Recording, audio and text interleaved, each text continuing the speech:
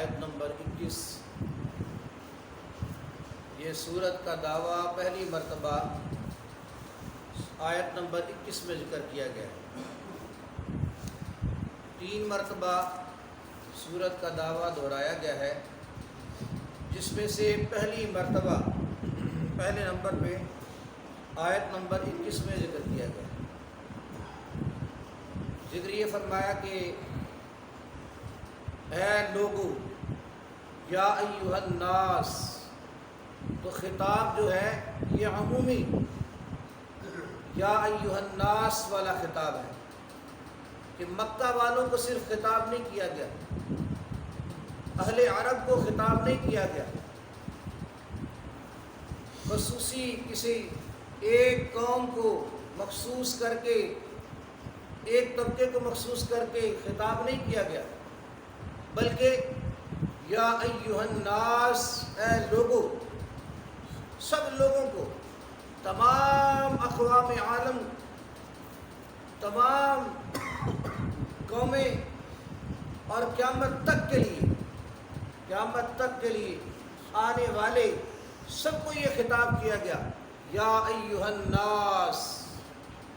تو یہ بھی قرآن پاک کی عالمگیریت کی دلیل ہے، اور نبی علیہ الصلوۃ والتسلیم کی ختم نبوت کی بھی دلیل ہے، کہ جب قرآن کہتا ہے یا ایھا الناس، تو مطلب یہ ہوتا ہے کہ قرآن پاک تمام زمانوں کے لیے، تمام قوموں کے لیے آیا ہے، کیونکہ پہلے جتنے بھی پیغمبر آئے وہ یہ کہتے رہے کہ اے میری قوم، یا قوم، وہ یا قوم کے ساتھ خطاب کرتے رہے، اپنی قوم کو خطاب کرتے رہے، اور وہ مخصوص وقت کے لیے اور مخصوص علاقے کے لیے آئے تھے۔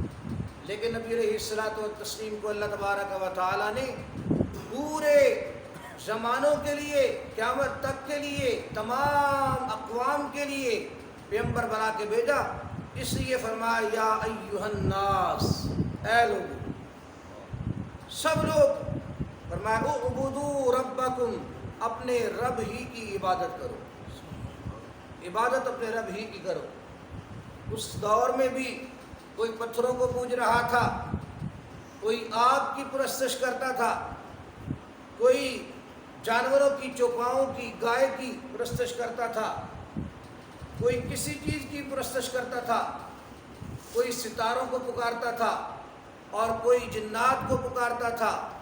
یہ مختلف، اور مشرکین مکہ بھی، اور آس پاس کے جو مشرکین تھے وہ بھی فرشتوں کو اللہ تبارک و تعالیٰ کی بیٹیاں کہتے تھے، اور جنات کو بھی پکارتے تھے۔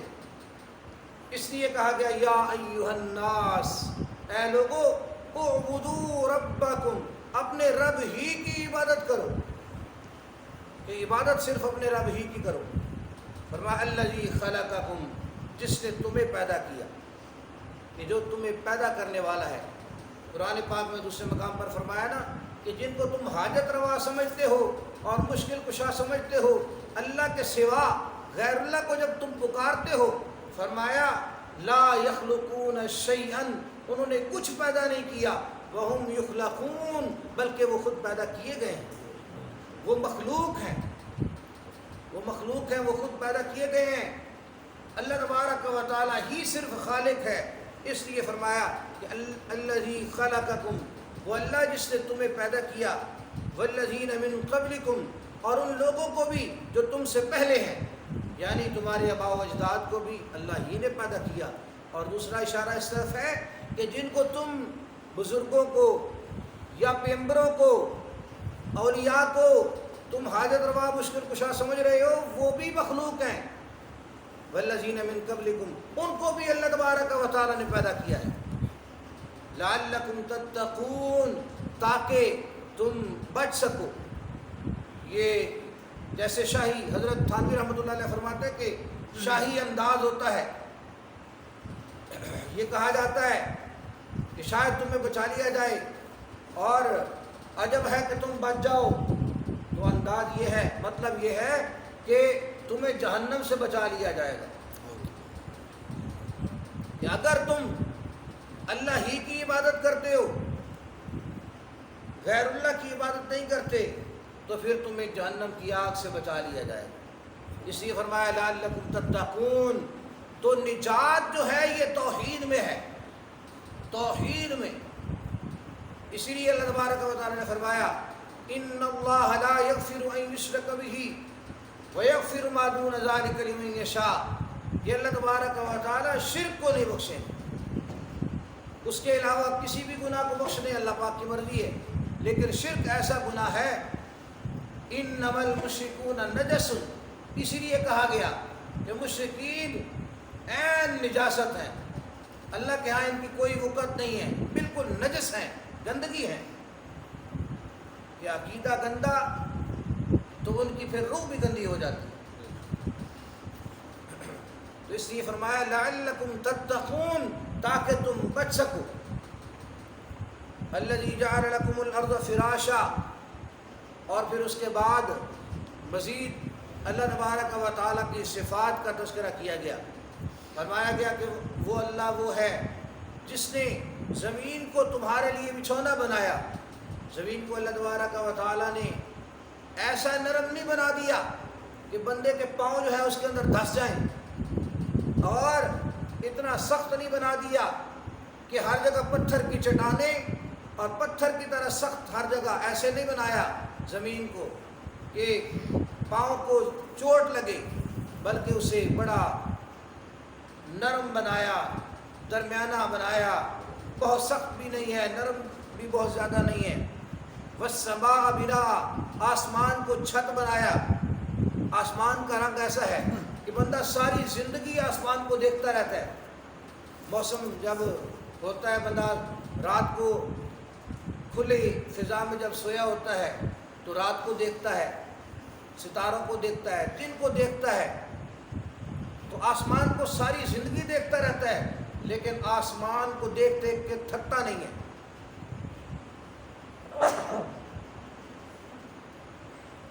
اللہ تبارک و تعالیٰ نے ایسی چھت نصیب فرما دی، آسمان کو ایسا بنا دیا، یہ اللہ پاک نے ہی پیدا کیا۔ فرمایا وَأَنزَلَ مِنَ السَّمَاءِ مَاءً، اور پھر آسمان سے پانی اتارا۔ آسمان کا مطلب بلندی، یعنی بادلوں کا نظام، بارشوں کا نظام اللہ پاک نے بنا دیا، بادلوں سے بارشیں برسائیں۔ فَأَخْرَجَ بِهِ مِنَ الثَّمَرَاتِ رِزْقًا، پھر اس کے ذریعے سے پھلوں کا رزق اللہ تبارک و تعالیٰ نے تمہیں عطا فرمایا، پھل نکالے۔ بارش ہوتی ہے تو زمین جو ہے وہ اپنے نباتات، ثمرات، پھل اگاتی ہے۔ فرمائیے اگانے والا اللہ ہی ہے۔ وَأَنزَلَ مِنَ السَّمَاءِ مَاءً فَأَخْرَجَ بِهِ مِنَ الثَّمَرَاتِ رِزْقًا لَكُمْ، یہ تمہارے لیے رزق اللہ پاک نے اس کے ذریعے سے پیدا فرمایا۔ لہذا جب آسمان کو بنانے والا بھی اللہ، زمین کو بنانے والا بھی اللہ، اور بارشوں کا نظام بنانے والا بھی اللہ، بارشیں برسا کے زمین سے تمہیں ثمرات، نباتات، ہر چیز عطا کرنے والا اللہ، تو پھر فلا تجعلوا للہ اندادا، پھر تم اللہ کے لیے کسی اور کو شریک نہ کرو، اللہ کے ساتھ کسی اور کو شریک نہ کرو، اللہ کے ساتھ کسی اور کو شریک نہ بناؤ، اس کی وحدانیت میں کسی کو شریک نہ بناؤ، اس کی صفات میں کسی کو شریک نہ بناؤ۔ وَأَنْتُمْ تَعْلَمُونَ، تم جانتے ہو اللہ ہی حاجت روا ہے، اللہ ہی مشکل کشا ہے، لہذا اللہ ہی کو پکارو، اللہ ہی کی عبادت کرو۔ اور پھر اس کے بعد فرمایا وَإِن كُنتُمْ فِي رَيْبٍ، اگر تم شک میں ہو، کس چیز کے بارے میں؟ مِمَّا نَزَّلْنَا عَلَىٰ عَبْدِنَا، جو ہم نے اتارا ہے، جو ہم تھوڑا تھوڑا کر کے تنزیل، بات تھوڑا تھوڑا کر کے تدریجاً اتارنا، قرآن جو اپنے بندے پہ اتار رہے ہیں، قرآن اپنے بندے پہ۔ نبی علیہ الصلوۃ والتسلیم کی صفات میں سے عبد ہونا ایک اعلیٰ ترین صفت ہے، نبی علیہ الصلوۃ والتسلیم کی صفات میں سے، جیسے سبحان الذی اسریٰ بعبدہ، جب یہ ذکر کیا گیا نا سبحان الذی اسریٰ بعبدہ، جب واقعہ اسراء کا، معراج کا ذکر آتا ہے تو اس وقت یہ کہا گیا کہ وہ پاک ہے وہ ذات جو اپنے بندے کو راتوں رات لے گئی، بعبدہ، لیلا من المسجد الحرام الی المسجد الاقصی. تو اس میں ذکر کون سی صفت کا آیا؟ بعبدہ، عبد کا ذکر آیا. اللہ تبارک و تعالیٰ نے ایسے مقام پہ عبدیت کا ذکر کیا کہ اپنے بندے کو لے. تو فرمایا نزلنا علی عبدنا، ہم نے اپنے بندے پہ اتارا. جو اتار رہے ہیں اپنے بندے پہ تدریجاً، جو اترتا ہے آہستہ آہستہ، جو اترتا ہے وقت کے مطابق اترتا ہے قرآن، ہم اتارتے ہیں. فرمایا اس میں اگر تمہیں شک ہے فَأْتُوا بِسُورَةٍ مِّن مِّثْلِهِ، تو اس جیسی ایک صورت لے آؤ، ایک صورت لے آؤ. اہل عرب جو ہے ان کا 10 سال کا بچہ بھی بڑا شاعر ہوتا تھا. ان کی زبان، فصاحت و بلاغت، وہ اپنے علاوہ تو عجم، سب عجم کا معنی گونگا، وہ کہتے تھے باقی سب گونگے ہیں، یہ کلام پہ قادر ہی نہیں ہے، ہم بڑے شاعر ہیں، بڑے قادر الکلام ہیں. تو فرمایا اگر تمہیں شک ہے تو پھر کیا کرو، اس جیسی اس کی صورتوں جیسی ایک صورت لے آؤ.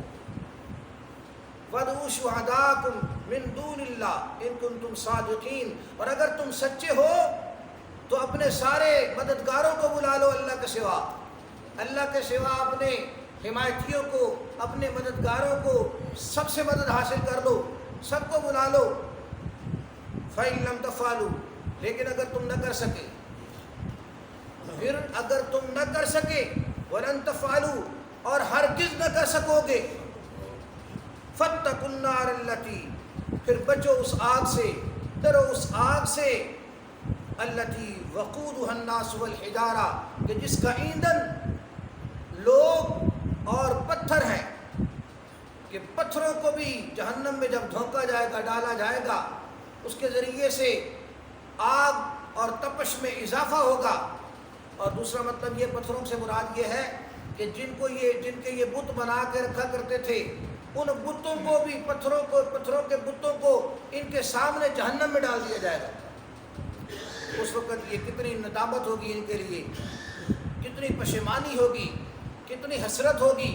یہ کیا کہیں گے اس وقت کہ جن بتوں کو ہم پکارتے رہے آج وہ بت بھی جہنم میں ڈالے گئے ہیں. فرمایا اعدت للکافرین، یہ کافرین کے لیے، کافروں کے لیے تیار کی گئی ہے، جہنم کافروں کے لیے تیار کی گئی ہے.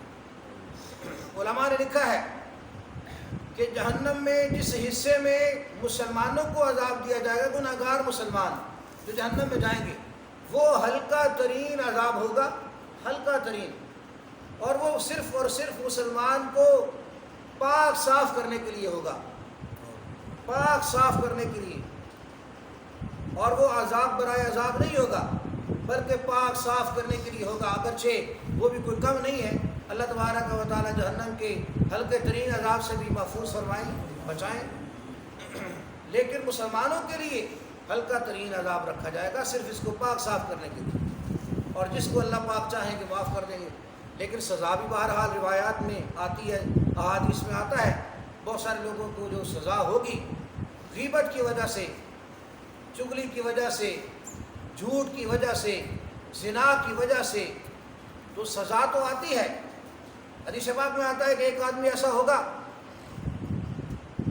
جس کے دل میں ایمان ہے اور وہ اللہ تبارک و تعالیٰ کو پکار رہا ہوگا، یا حنان یا منان کہہ کے پکار رہا ہوگا. اور جہنم میں سب سے اس وقت وہ آخر پہ نکالا جائے گا. اس کے دل میں ایمان ہے لیکن اس کے علاوہ اس کے پاس کوئی اعمال نہیں تھے.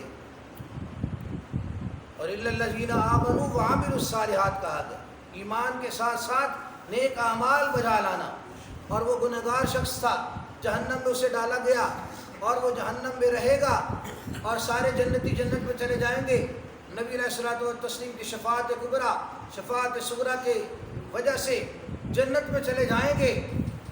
اور پھر اس کے بعد جبریل علیہ الصلوۃ والتسلیم کو پتہ چلے گا کہ کوئی بندہ جو ہے ابھی تک جہنم میں ہے. جبریل علیہ الصلوۃ والتسلیم کو بتایا جائے گا اور جبریل علیہ الصلوۃ والتسلیم اس کی آواز سنیں گے، آواز سنائی جائے گی. پھر وہ آ کر نبی علیہ الصلوۃ والتسلیم کو بتائیں گے. نبی علیہ الصلوۃ والتسلیم جنت میں اللہ تبارک و تعالیٰ سے دعا کریں گے اور پھر حضرت جبریل علیہ الصلوۃ والتسلیم کو بھیجا جائے گا. جبریل علیہ الصلوۃ والتسلیم اللہ تبارک و تعالیٰ کے حضور دعا کریں، اللہ پاک کے سامنے جا کر سفارش کریں گے، بتائیں گے کہ اس طرح کا ایک آدمی ہے جو جہنم کے اندر ہے اور وہ پکار رہا ہے یا حنان یا منان، اور نبی علیہ الصلوۃ والتسلیم کی سفارش پہنچائیں گے. نبی علیہ الصلوۃ والتسلیم دعائیں مانگ رہے ہیں اس کے لیے، تو اللہ تبارک و تعالیٰ یہ کہیں گے کہ اس بندے کو جا کر لے آؤ. جبریل علیہ الصلوۃ والتسلیم جا کر مالک جو دروغہ ہے جہنم کا اسے کہیں گے کہ اللہ پاک فرماتے ہیں اس کو نکال کے لے آؤ. اور جہنم مالک کے سامنے ایسے ہے جیسے ہتھیلی ہوتی ہے اور اس میں سب کچھ ہے. یہ پلیٹ میں جیسے سامنے دانے موجود ہیں، جو بھی چیز سامنے موجود ہوتی ہے، تو مالک تو اس طرح جہنم کو جانتے ہیں، لیکن مالک فرشتہ جو ہے وہ بھی جہنم میں چکر لگائے گا، ڈھونڈے گا، لیکن اسے وہ بندہ نہیں ملے گا. اور پھر وہ جبریل علیہ السلام سے کہے گا کہ وہ بندہ تو نہیں ملا. جبریل اللہ تبارک و تعالیٰ کے سامنے پیش ہو کر کہیں گے یا اللہ وہ بندہ نہیں ملا. اللہ تبارک و تعالیٰ فرمائیں گے کہ وہ بندہ فی زاویت کذا و کذا، وہ فلاں جگہ پہ موجود ہے. اور جبریل علیہ السلام جا کر بتائیں گے. پھر مالک جا کر دیکھیں گے کہ وہ ایک گہرے کنویں میں اور پتھر کے پیچھے ہوگا اور جل کر بالکل کوئلہ ہو چکا ہوگا. وہاں سے اس کو نکالا جائے گا اور نہر جو ہے آب حیات والی نہر، وہاں اسے غسل دیا جائے گا. جب اسے غسل دیا جائے گا وہاں تو اس کا جسم جو ہے بالکل چمکدار خوبصورت ہو جائے گا اور وہ ٹھیک ٹھاک ہو جائے گا. اس کے بعد وہ اللہ تبارک و تعالیٰ سے درخواست کرے گا کہ یا اللہ میں یہ چاہتا ہوں کہ مجھے صرف جنت کی تھوڑی سی ٹھنڈی ہوا مل جائے، میرے لیے اتنا ہی کافی ہے. تو اسے آگے کر دیا جائے گا کہ ٹھیک ہے یہ جنت کی طرف تمہیں جو ہے نا جگہ مل گئی ہے.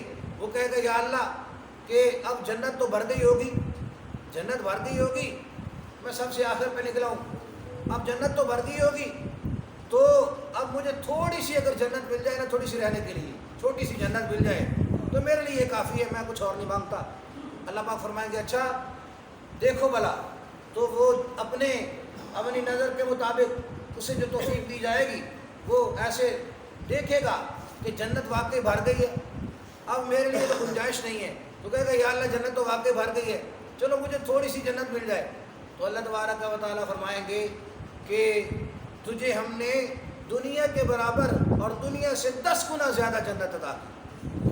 جب وہ یہ دیکھے گا تو حیران ہو جائے گا، خوش ہو جائے گا.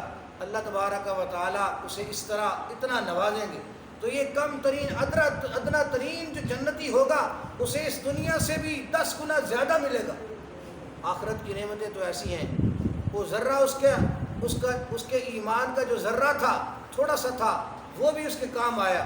اور یا حنان یا منان وہ پکارتا رہا تو اللہ تبارک و تعالیٰ نے اسے عطا کیا.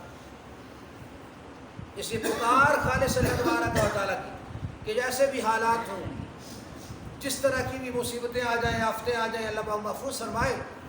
ہر حال کے اندر پکارنا صرف اللہ پاک کو ہے، ایک اللہ کو پکارنا ہے.